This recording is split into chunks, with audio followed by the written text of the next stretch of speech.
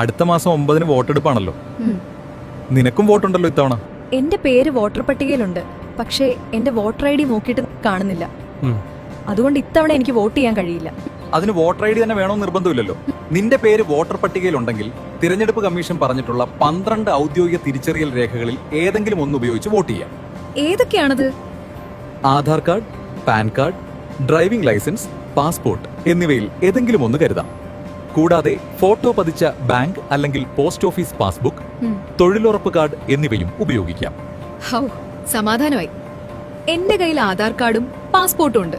പിന്നെ ഒരു കാര്യം കൂടി, വീട്ടിൽ കിട്ടുന്ന വോട്ടർ ഇൻഫർമേഷൻ സ്ലിപ്പ് തിരിച്ചറിയൽ രേഖയായി ഉപയോഗിക്കാൻ കഴിയില്ലെന്ന് ഓർമ്മിക്കണം. അത് പോളിംഗ് സ്റ്റേഷനും ക്രമനമ്പറും മനസ്സിലാക്കാൻ മാത്രമുള്ളതാണ്.